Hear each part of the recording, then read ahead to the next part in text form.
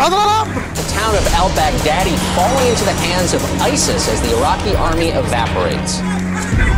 This as the terror group gained ground in Anbar province, some predicting a collapse of the area within hours.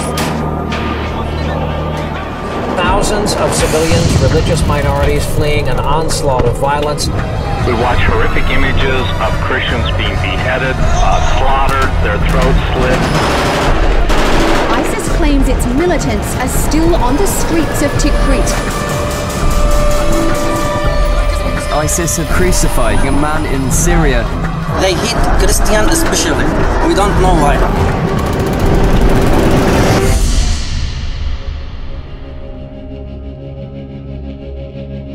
These are not unfamiliar images.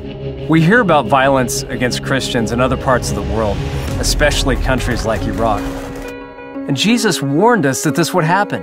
If they persecuted me, he said, they will also persecute you. When the N gets painted on your house in Mosul, then you're marked. N stands for the word Nasara. It's the Arabic word meaning Nazarene. It's the way Christians are identified in the Quran. So ISIS was using this to mark the Christians, to drive them out of Mosul. They took over our town. They wrote none for Nasrani over my house and my store as a sign that we are Christians. And they told them, now, either you pay tax, or either like you donate, or like you give us like one of your daughters, like or your girls for the jihad, or you turn to Islam.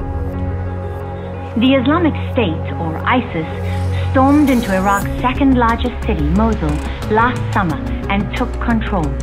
From there, it pushed into the neighboring villages and towns across this region, known as the Nineveh Plain. Okay, when the Christians were driven out, and this is tens of thousands of people, it's 100 degrees, they begin this journey with nothing but the clothes on their back. They've lost all their possessions, all their money, and they're walking. Thousands of them are everywhere. People were laying down in the streets. They were longing for a roof just to stay under it, for food, to eat and to water to drink, because they had no money, nothing. There's no one caring what's happening. They kill people, they kidnap, they rape people, and no one cares. Our government don't care. They could have kept their future, their homes, all their possessions, but they chose to sacrifice them instead of denying Christ. So I would say, willingly, I'm staying here. I believe God has called me here to be in Iraq, and I believe at the same time, I am called to suffer with Christ. We experience here in this 6 months too many of God's promises. Like He's not letting us lost. He's not gonna let us be hungry or in need.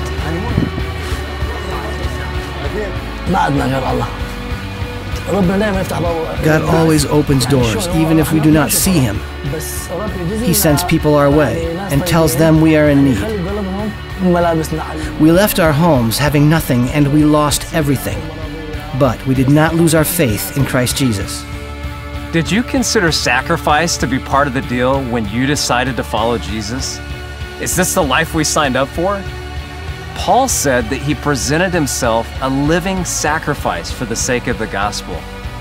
Would they paint the N on your house, your apartment, your dorm room? Would you say, I am in?